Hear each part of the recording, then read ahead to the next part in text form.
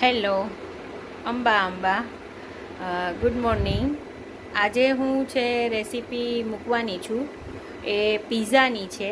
હવે પીઝાના આપણે બેઝ જે કહેવાય, રોટલા જે કહેવાય, એ પણ મેં બનાવેલો છે. તો મેં જે પ્રમાણે તમને અંદર માપ કીધેલું છે ઈસ્ટનું કે ગરમ પાણીથી બાંધવાનું, એ પ્રમાણે જ કરજો.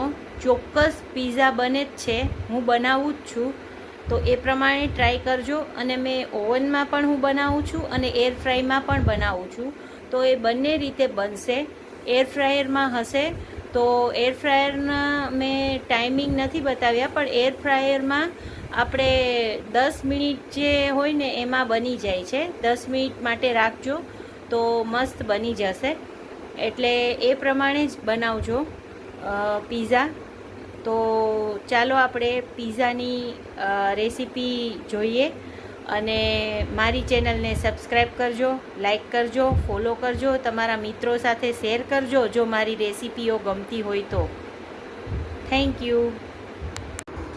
આ ડ્રાય ઈસ્ટ છે.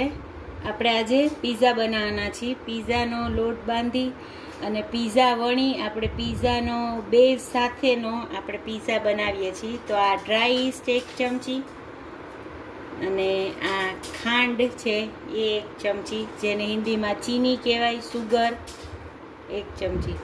હવે એમાં પાણી નાખવાનું અડધો ગ્લાસ જેટલું પાણી નાખી હલાવી અને એને અડધી કલાક માટે રહેવા દઈશું. હવે ઈસ્ટ આપણે એક્ટિવ થઈ ગઈ છે, 15-20 મિનિટ થઈ ગઈ. હવે 1 ચમચી ઓલિવ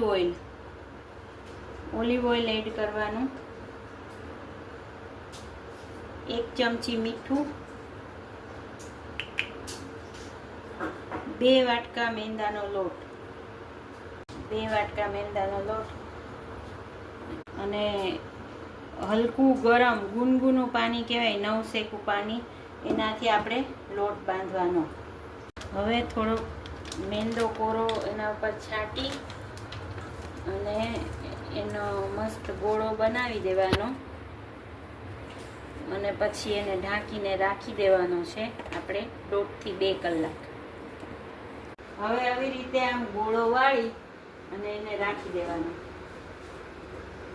જો ચીપચીપો લાગે ને થોડોક, તો હાથમાં છે ને આ ઓઇલ લઈ અને પછી આપણે આમ કરવાનું. મને ચીપચીપો લાગતું હતું ને એટલે મેં એ ઓઇલ લઈ, આ ઓલિવ ઓઇલ, અને આવું કર્યું છે. હવે આપણો આ લોટ ફૂલી ગયો છે એટલે ત્યાં સુધીમાં બધા વેજીટેબલ, પ્રોસેસ ચીઝ છે, મોઝરેલા ચીઝ, પીઝા પાસ્તા, અને હવે આપણે સૂકો મેંદો નાખી અને થોડુંક આ ઓલિવ ઓઇલ નાખી અને આપણે એને પાછું કરશું. હવે આપણે આમાંથી એક લુઓ કાપશું. આમાંથી 5 થી 6 પીઝા બનશે. અને આગળ હું બોલી, આ જે છે એ પ્રોસેસ ચીઝ છે અને આ ચીઝ છે. આ સૂકો મેંદો લઈ અને આપણે આને સોફ્ટ હાથે આપણે વણી લેશું.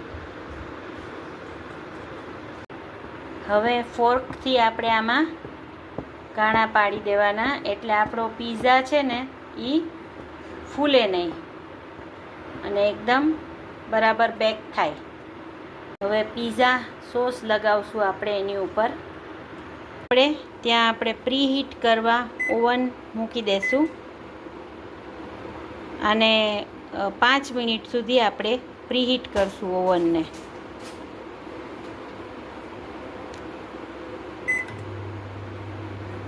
આપણે આ માર્ગરીટા પીઝા બનાવીએ છીએ એવું, એટલે આમાં ખાલી ચીઝ અને આ પીઝા સોસ લગાવવાનો છે.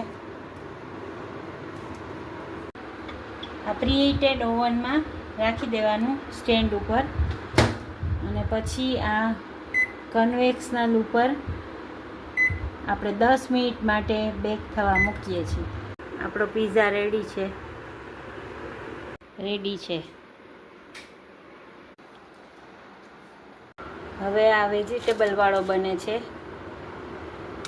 આ છે એ મોઝરેલા ચીઝ છે. તમે લોકો સમજી જાજો, થોડું ચીઝ બોલવામાં છે. આ મોઝરેલા ચીઝ છે. હવે આ બધા વેજીટેબલ છે.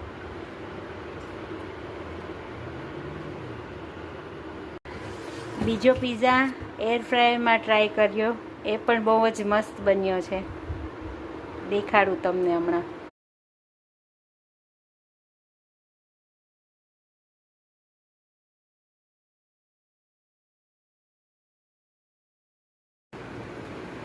કેવો બન્યો? એકદમ મસ્ત બન્યો છે.